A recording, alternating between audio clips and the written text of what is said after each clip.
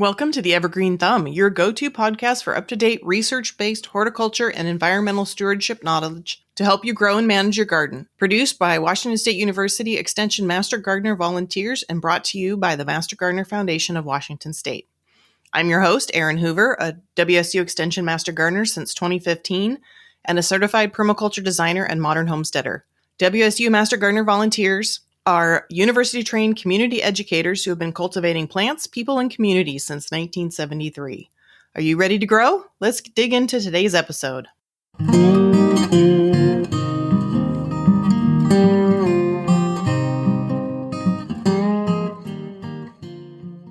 Welcome to the Evergreen Thumb episode 40. My guest today is Lisa Taylor. Lisa is a freelance garden speaker, educator, consultant, and author of the Maritime Northwest Garden Guide 2nd edition and Your Farm in the City, an urban dweller's guide to growing food and raising animals. She is passionate about teaching people of all ages how to grow their own food. She offers programs in person and virtually. Her online edible gardening courses for adults, children, and educators can be found at www.gardenwithlisa.com. For Lisa, eating is the main reason for growing plants. And Lisa is here today to talk to us about growing edible perennials. Lisa, thank you for joining me today. Welcome to the show. Oh, thank you so much. It's a pleasure to be here. All right, to start off, why don't you tell us a little bit about yourself and your gardening experience? Yeah, sure. I'm a garden speaker and educator, a freelance person. I speak all over the place to everyone. I'm at libraries and community centers and schools. So really, I love teaching gardening because everybody can do it. And my background is as a actually classically trained teacher. I was a high school teacher for a while. And then I really developed my chops as a garden educator at Seattle Tilth, which is now Tilth Alliance. And I was there for about 20 years in the children's garden and in the plant sale and all over. I wrote a couple of books for them. And so it was a great training ground. And for the last about 10 years, I've been out on my own. As I said, I do a lot of speaking engagements all over. You might have seen me on a Zoom through Cascade Gardener classes through Cascade Water Alliance, or you might have seen me at your local library or Master Gardener event. I know a lot of Master Gardeners have commented how much they enjoy your presentations at our annual conference. So thank you. That was what led me to track you down. That was fun. That was kind of crazy that day. We never lose power here, and it was a perfectly sunny day. It was not a stormy day at all. But about an hour and a half before I was supposed to do my Zoom, we lost power.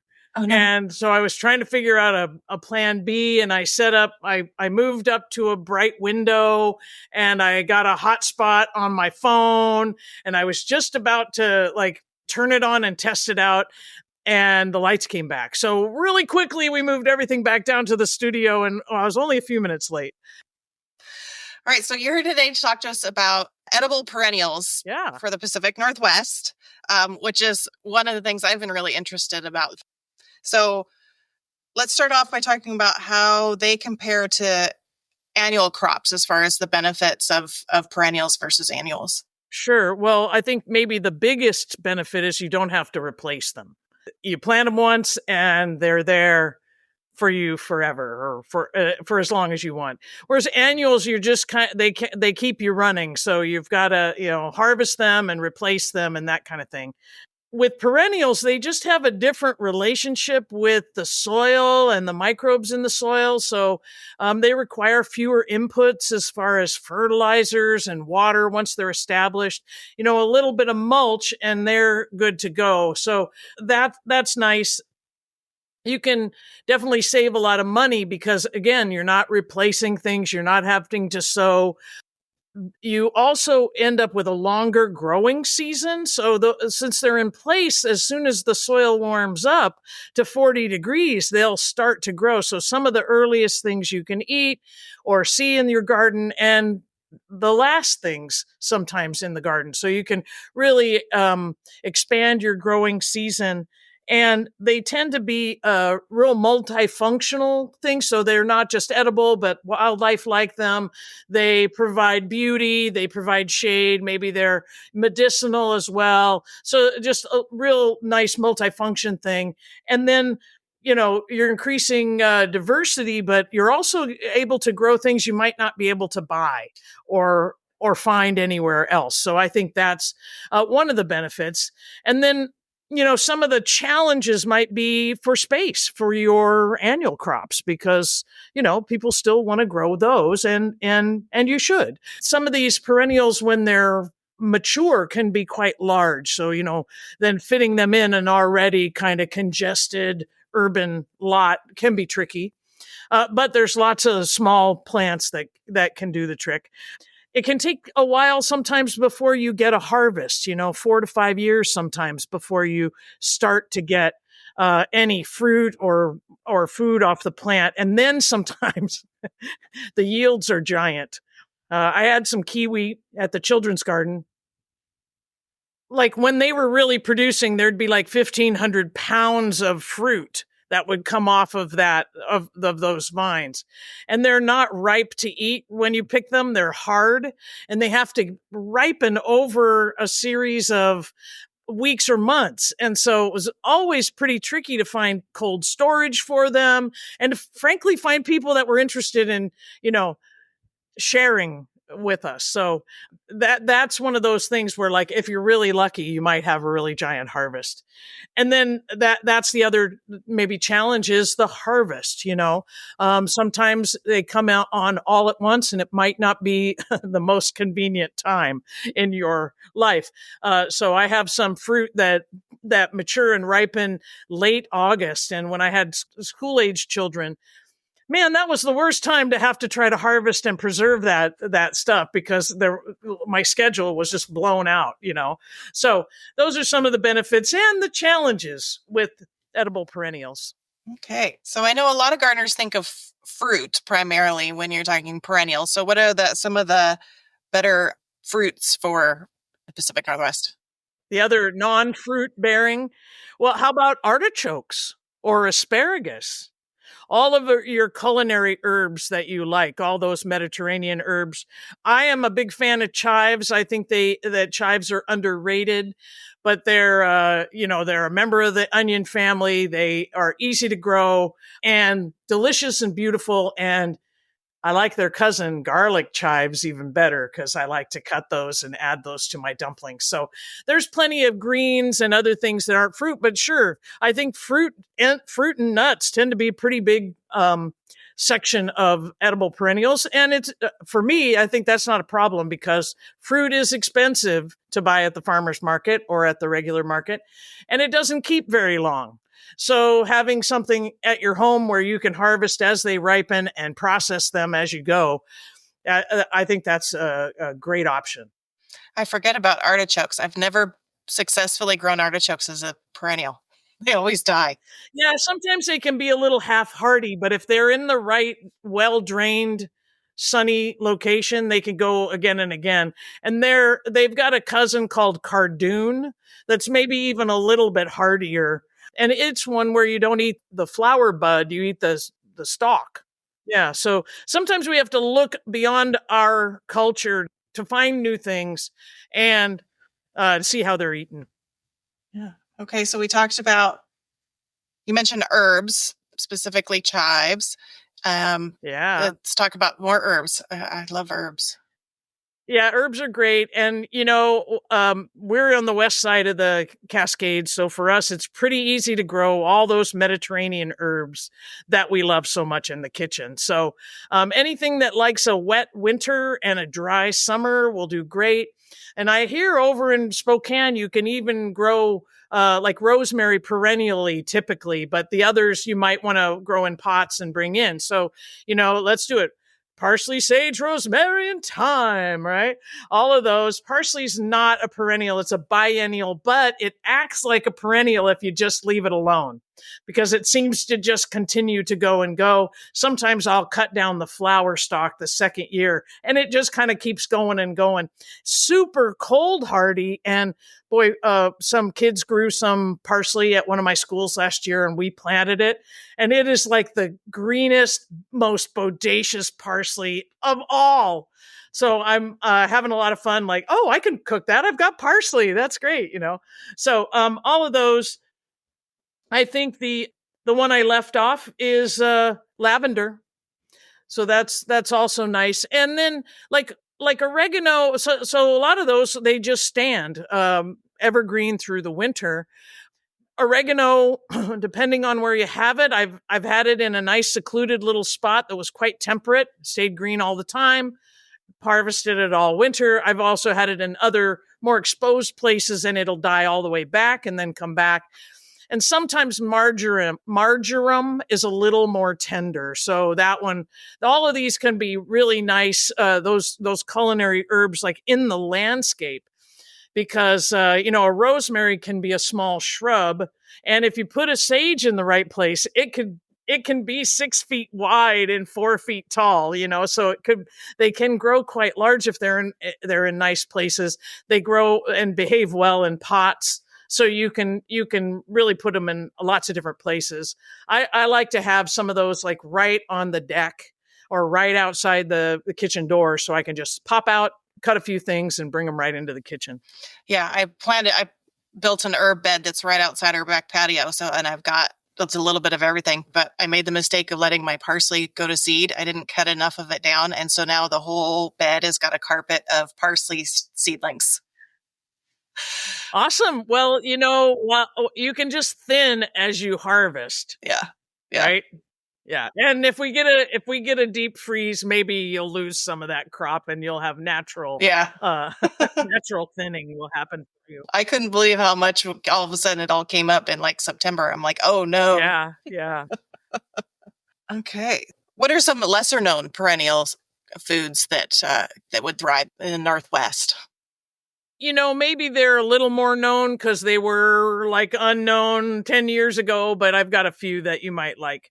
So, or that are a little bit different and you kind of have to search for.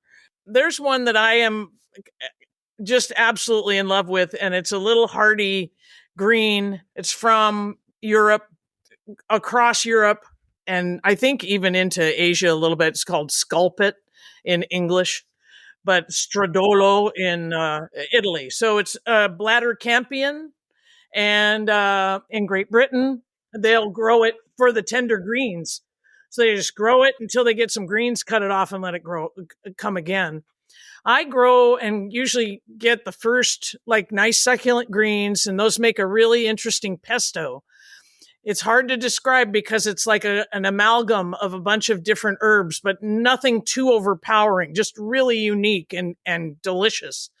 And then they flower into these beautiful little like balloon flowers that are beloved by pollinators and are great in like cut flower arrangements. So they'll shake some seeds around. So, sometimes these perennials, these wild greens, part of their benefit is they just go, they shake it around and they multiply, but they're pretty easy to deadhead and they're pretty easy to dig up. And you can grow them in a pot. So that's one that I don't think a lot of people, I read the description of it in Uprising Seeds catalog, and it said not to be the next big thing, and I was like, oh, I want that. So great for cut flowers, great for super hardy. You don't have to worry about it. And then I like those perennial collards or kale. So tree collards are lovely. Those purple tree collards are beautiful and they'll stand all year. There's a really interesting fruit. It's maybe the most interesting fruit called the medlar. And it's a weird, I ran into a medlar tree that was loaded with fruit at the Seattle Center of all places. And I pulled on the fruit and it's a public place, so you can do some picking on public land. So it was a Seattle Park. So I probably was okay, but I was careful. And I'm confessing now, so hopefully the gleaning police won't show up. But I pulled a few, like a dozen fruit, and they came off easy. So that's one of the things to keep in mind when you're picking fruit. Give it a little pull, give it a little sideways tug, and if it comes off easily, that's typically a sign that it's ready. So medlar, you have to let them kind of half rot on the counter and get all shrivelly before you eat them. And they taste kind of like applesauce with cinnamon. And way back in the day, back in the olden day when medlar was a thing, people would compress it and they would make a block out of that flesh. And it was kind of like a cheese, but it tastes like apple cinnamon. So medlar, beautiful, a small tree. And I've seen them with a big old thorn, but the one that I was harvesting from didn't have thorns. It just had the beautiful fruit. So I got a couple more. Do we have time? Sure. Okay. So I like this tree / large shrub called gumi. And it's a Siberian plant. It fixes nitrogen. In the shade, it'll be a small shrub. In the sun, it'll be a large shrub, small tree. Early flowering, tiny little yellow leaves. So great for early pollinators. Makes beautiful fruit that children love, that have sort of like nutritious seeds inside. I have grown to like them a lot, especially when they're really ripe. They're very tasty. When they're not quite ripe, they're a little chalky for me. But the wildlife also love them. And this is a fairly dense kind of growing shrub. So, and it's got some thorns, not like hooked thorns, but like hawthorn thorns. And so it would make a great hedgerow, because I don't think a lot of like livestock or wildlife could really get through it. And super hardy, easy to grow, cold hardy beyond what we would ever consider. And then my last one, and this is a oh, so beautiful, so cute, so delicious, is a little border plant called salad burnet. And it's got these lovely little lacy leaves, and it tastes like cucumber. And it's evergreen. And it has little scarlet pimpernel flowers. So it's really it's only, a foot tall, maybe up to 18 inches. So it's lovely. It's a mounding kind of habit. So it doesn't spread, but it gets larger. And so it's lovely. It once established, it doesn't need a bunch of care, but it's great when cucumbers aren't really in season and you'd like to make some raita for your, curry or whatever. You can go out and make a passable raita for your Indian dinner. It's interesting you mentioned gumi, because we just planted 2 gumi in our orchard. Nice. In between some fruit trees, but they've been sitting in pots for probably like 5 years, and went through the pots and into the ground, and so I mean they are hardy. They're bulletproof almost. It was crazy. Yeah. What wonderful choice. I think, it's a really neat, super neat plant. We have it out on the edge by our gate, and it's lovely. The birds love it. Children love it. When the children learned they could eat it, then they and they love it. Yeah. It was a battle between the robins and the children. It was awesome. For me, the draw is that it's a nitrogen fixer. Yeah. So putting it in my orchard where we are kind of lacking soil. I mean, we have very fast draining soil it used to be a cattle ranch, like in the 60s and 70s. Oh, so it's very compacted on the top. Uh-huh. Not a lot of topsoil. So so that's putting in a lot of nitrogen fixing plants to try to help. Are you doing sort of like a white clover or anything like that? Like using clover as your ground cover? I've tried seeding clover in a few different places, but it's so dry here in the summer that it all just kind of kills everything. Yeah. Okay. Good luck. Add compost, add mulch. Yeah, I live on prairie. Got it. So in the Chehalis Valley. So. And that's a thing to talk about. It's like I can talk about these things that I love because I have found spots for them. And I have moved them around and I've been sensitive to their needs and kind of how they express themselves. And so it's good to do an assessment to make sure you're putting the plant in the right place for sun and soil and water and wind, but also for you being able to care for them. So, things that are going to need a lot of your care, like your annual vegetables, they can be close by. It's going to feel more and more like work the further away from your outdoor living space they are. But with edible perennials, because really often we'll just interact with the plant once or twice a year, so those can be further out. And, it's like it's an adventure or it's a ritual that we go and we pick the whatever, but we're really not having to go out and do much care because they're once established, they care for themselves. So it is good to make sure you're putting things in the right place, both for the plant and for the gardener. Definitely. So are you familiar with Malabar spinach? Have you ever heard of that? I am. I haven't grown it, but that's one of the perennial spinaches. They can look a little wild. They can. I tried to grow, when I lived in Anacortes, I tried to grow one, which is a really mild climate. So, but it didn't, I don't know. Yeah. It wasn't the right spot for it or something, but you're supposed to be able to use it like an annual spinach. But the leaves are bigger and tougher, more like, an older spinach, how they get a little tough and they're not baby greens. Right. But it's a perennial vine. I've grown perpetual spinach, which is a similar kind. May just be timing for you, and getting those established maybe a little earlier or like fall, like grow them and then plant them in the fall and let them get established before they're having to deal with all that dry, super drained soil. Oh, yeah. Try and try again.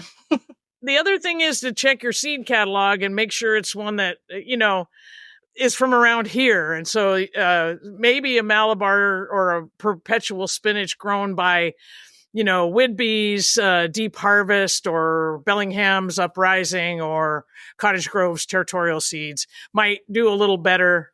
There's a few other small seed companies that raise their own right there or work with small networks. There's a seed cooperative in the Intermountain West in Idaho called Snake River Seed Cooperative or Collective. And they work with 50 farmers in the Intermountain West. And so those are very exposed, short, cold season climates. So sometimes when things don't quite do well for me, I look there to see what they're growing. What kind of edible perennials can they grow there?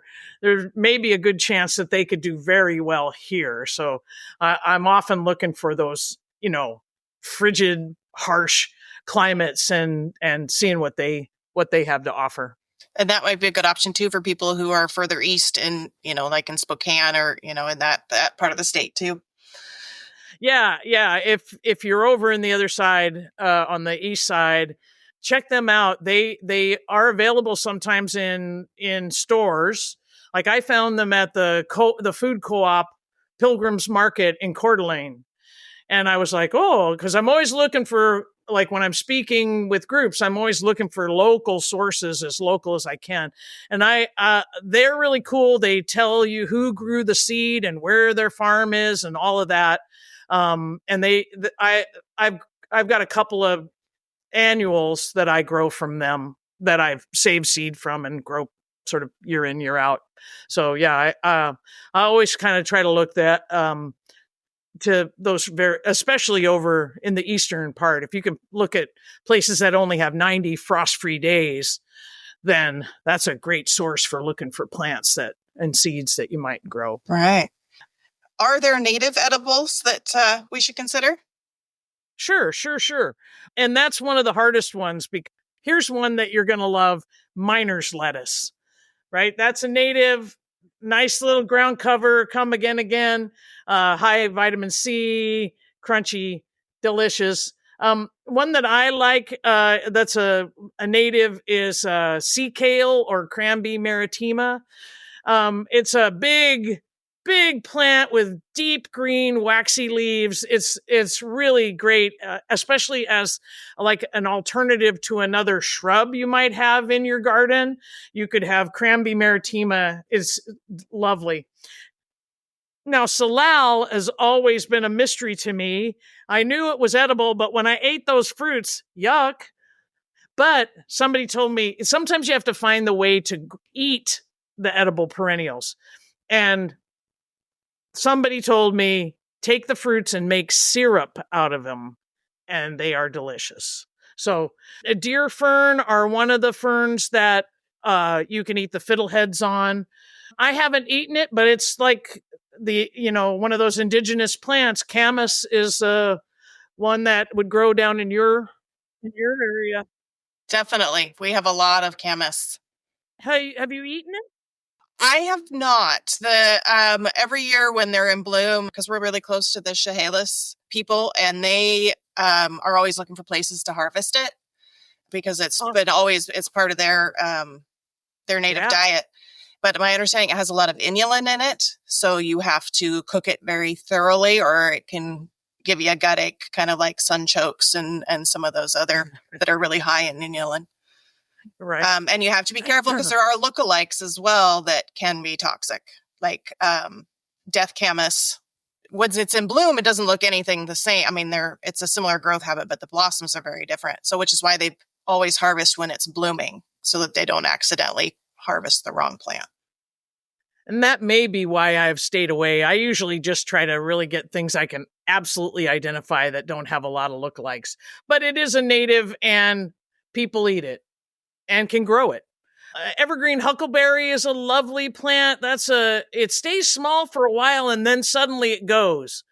But that's a lovely evergreen plant. It'd be great on, as an alternative to other sort of hedge materials, and you can eat the fruit. Stinging nettles, if you could get some going in your yard. Sometimes people have them and they're not happy, and I've tried to propagate them and I'm not successful. So I had the exact same problem. Yeah, I have a couple places I can go and wildcraft them.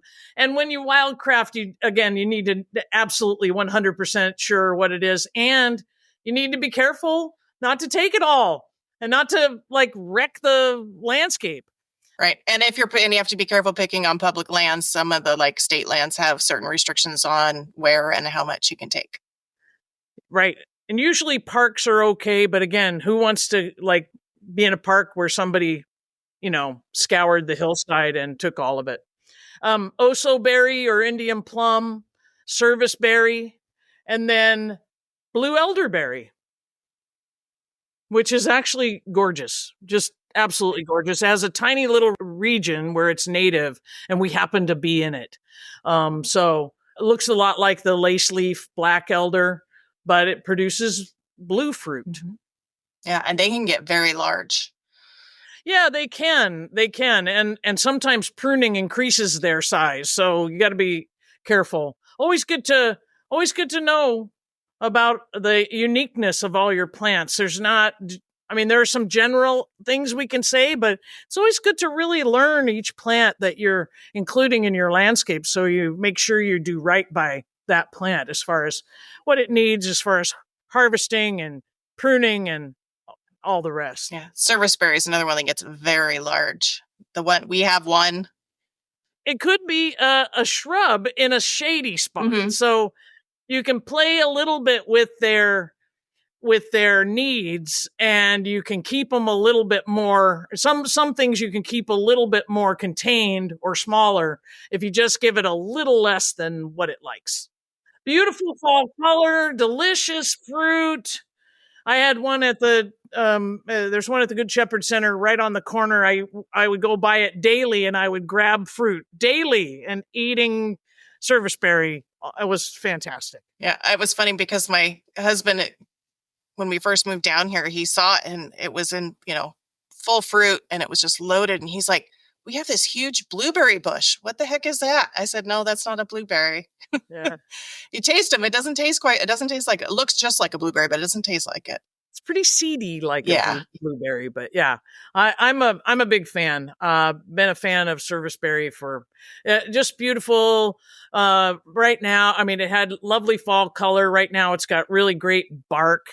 So I'm always looking for things that not only have all these functions, for wildlife and for shade, but also will it give us some interest in the winter when things are a little bit more bare out there. So yeah, I do like that.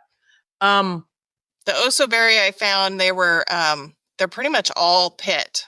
The little plums, the Indian plums. Yeah. We tried them. And I've run across that with some other fruits too. And so when I would run up against that, I might think, oh, this one needs to be cooked. This one's for jelly or syrup. Yeah, that would be a good use for it. They're totally edible fresh. There's just more seed than flesh. Yeah, so that might be one that I would try cooking. See if that's easier. It's easier to eat that way. So, how are some ways that gardeners can incorporate perennial edibles into their landscapes? Well, I think the first thing is just to be thinking about it, and whenever you're thinking about removing something, ask yourself, can I put something I can eat here?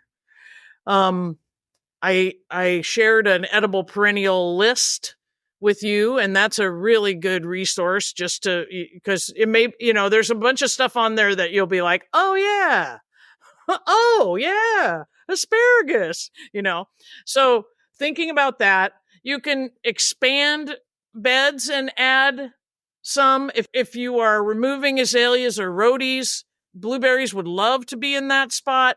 They'd also love to just kind of be next to those acid lovers. Mostly you want to be careful to match. We talked about this already, but matching the conditions with what the plant needs.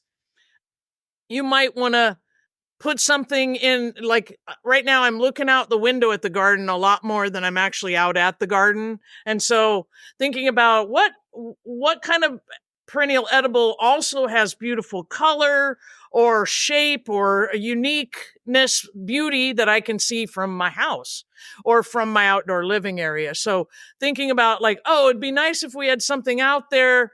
Well, let's find something that we can eat. And adding that. Blueberries, I just mentioned those, but those are really cool because they have beautiful fall color and you get the berries and you get the flowers and all the pollinators. So that's awesome. One of the things we talk about is like how gardens can sometimes run us ragged and just become too much of a maintenance issue. Like we're always, always, always trying to keep up with the garden. And so one thing to think about is a balance of 80% perennial plants in your landscape and 20% annual. That is a better balance because the 80% doesn't need a lot from you. And the 20% needs a lot from you. And that's plenty. You'll keep yourself busy with 20%. So thinking like grass is a perennial, anything that I can't eat, that's perennial, but really sort of thinking about that as you're starting to look at your landscape and maybe think about adding new things, like adding perennials rather than annual spaces are going to make your work life easier in the garden. And thinking about, wildlife, construction materials, windbreaks, fodder for livestock, and generally habitat for all the creatures. So those are some of the things when we started planting our yard, that was the main thing we thought of was what can we grow that we can eat? And then we wanted to follow all the principles, we wanted to have ground covers and perennials and then shrubs and then trees and on up. So we wanted all those layers so we could start to find some things that would fill those little niches so that we had that stair-step effect, mostly for wildlife for us, but it ended up that we could pack a lot of different things into a small space, kind of like a food forest. Mm-hmm. Yeah, that's what you were talking about, the layers. That's where my mind went, was like food forest. Yeah, well, we talked about layers before food forest, and we just talked about ornamental plants and how planting in layers provides safe harbor for all of our wildlife friends. But if we fill those layers with edibles, then we have a food forest, right? Right. So cool. Yeah, no, the salad burnet, I'm familiar with it. I've never grown it, but I think it would be a great low growing plant to kind of fill in, some of the niches to help with weed suppression and, Yeah. things like that. And it's edible. So Yeah, it's great. The other one that I like as a border herb is hyssop, and I haven't talked about that yet. And that's lovely evergreen, small, kind of a nice border, can act a little bit like a ground cover because it stays close to the ground, blooms in blue, so it's great for pollinators. So one of the other cool things about edible perennials is that you add diversity, right? And the more diverse your environment is, the more you support wildlife of all natures. You can't really limit them when you create habitat for them. But by creating that habitat, you are growing your own homegrown pest control. Because the more diverse it is, the more creatures can use it, the more creatures using it, the more they take care of it themselves. So definitely. yeah, it really cuts that pest control and worrying about disease and pests down, because we have such a diverse environment and so many different plants. It's like nature out there. Imagine that. Yeah. So what are your top 2 or 3 choices for small urban spaces? Okay. Rhubarb. It can be like a mini gunnera, if you think about it. Yeah. Beautiful and delicious, and can grow just about anywhere. We've got some in deep shade as well as a broad sun. So I always like versatility as far as sun is good. There's a little tree called the cornus moss. It's called cornelian cherry. It's native of Persia, but it produces the most delicious fruit. And those are fruit that also have a big pit. I mean, they're about the size of my thumb, right? But they have a pretty large pit in there, and they're very tart when you eat them off the plant. But when you cook them down and strain them, they make the most delicious syrup or jelly. And they bloom early, so they're good for early pollinators. And more importantly, they stay small for a long time. Great fall color as well. They're a deciduous tree. I think thyme would be great because it behaves in a pot. And a lot of things I cook like to have thyme in them. Can't cook leek soup without thyme, And so you can kind of grow them as a little bonsai in a pot. Speaking of bonsai, I actually love, I do a lot of Indian food cooking, and bay leaves are a big ingredient. And so I grow a bay leaf in a pot, and I just prune it down. So it's not like your bay laurel, that California laurel, the one that eats neighborhoods. It's not that. It's the sweet laurel, the one that we would use as an herb. But it doesn't mind being in a pot for a really long time, and you can kind of cut it back, cut whole branches down, and it'll grow back. So I love that one as well. We tried that, or we tried one, but maybe I need to try it in a pot because I think try it in a pot. It'll be a big tree if you grow it out to be a tree. It'll be a 30-foot tree, but it won't spread like the invasive laurel hedges that people plant. But it does great in a pot, and you can keep it pretty small. And if it gets too woody, you can cut a branch and root it and start a new one. Oh, nice. Yeah. So that's one that you can keep going. I was at a library the other day, and a woman was like, I think we should just all plant lingonberries. And I was like, oh yeah. Lingonberries. They're little tiny ground cover ish, little shrub, evergreen tart berries that squirrels don't seem to like, birds don't seem to like, rabbits haven't found. Rabbits, that's a big one. Yeah. So those are a couple of things that I think people could try.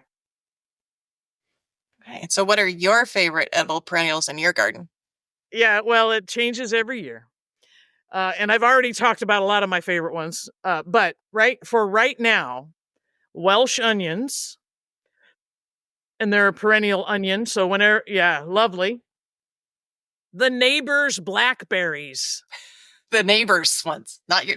The neighbors stopped doing anything to their yard, and so there's like blackberries coming over like dragons. I mean, it's epic. And I pruned it right along the fence line, and I harvested 23 pints of blackberries off of their blackberry bushes. Yeah, so you have to find a way to appreciate these things. And so that was a way I could appreciate them. Yeah, I appreciate ours are outside the fence too. Never had to leave the house, saved hundreds of dollars going to the farmer's market. I am especially, and they're not very good to eat, but you can eat them, but I'm especially enamored and just in awe of snapdragons. They are the hardiest dang thing. Every other flower, boom, the deep freeze that we had last year, and the snapdragons are just like, we're still snappy. They're edible, but not very tasty. But I count it. It counts. And I just love that you can have them blooming year round. They're the hardiest of the hardy flowers we'll experience. And they come in all kinds of sizes and colors. And you got to love that. All right. That's great. Anything else that you'd like to add about edible perennials? I think that I want to encourage folks to think outside the annual box of vegetables and be surprised by the kinds of things they could grow and harvest right from their yard. And I will say this, there's a well-established asparagus bed is priceless. I have asparagus, but I only get like one stalk per plant because I've neglected them. So yeah, so you're growing those for the greens. So think about them wanting a good dose of nitrogen in the fall. And then they do appreciate some water, especially if they're like ours are under a deep eave. And so it's kind of dry where they are. And you have very, very dry, well-drained soil. So, adding the compost and then some drip irrigation so that maybe you'll get them more. It takes like 3 to 4 years before they really start to produce. These have been in the ground for 8. Oh yeah. Well, they're ready. I think we're going to transplant them into a raised bed that's actually in our vegetable garden so they can get the attention they need because we're out there more. Yeah. And you can, tailor the soil a little bit better. Yeah. So that it holds a little more noise. More organic material. And so for folks, they're looking at their landscape and they're wondering what else they could do this year. See if you can find something that's edible that you can put there and use that list, because I included vegetables, herbs. I also include self-sowing annuals on that list because they act like perennials. But take a look, because there's a lot of things there, both things from far away and things that are native that could do very well in their gardens. Okay. Well, and I will include a link to that list for listeners who want to check it out and that's on your website. So they'll have your website too, so they can check out the other things you have available. Yeah. Cool. Hey, I would encourage listeners to sign up for my newsletter. It's free and it goes out every month.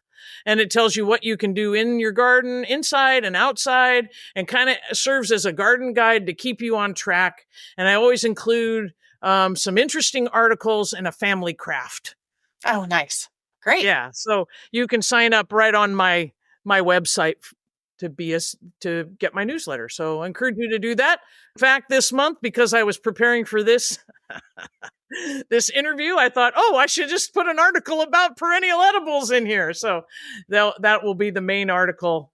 And then we're making a wildlife journal with the kids craft. So, great. Yeah. Well, thank you so much. Thanks, Erin. Thank you for joining us on this episode of the Evergreen Thumb, brought to you by the WSU Extension Master Gardener Program volunteers and sponsored by the Master Gardener Foundation of Washington State. We hope that today's discussion has inspired and equipped you with valuable insights to nurture your garden. The Master Gardener Foundation of Washington State is a nonprofit organization whose primary purpose is to provide unifying support and advocacy for WSU Extension Master Gardener programs throughout Washington State. To support the Master Gardener Foundation of Washington State, visit www.mastergardenerfoundation.org/donate.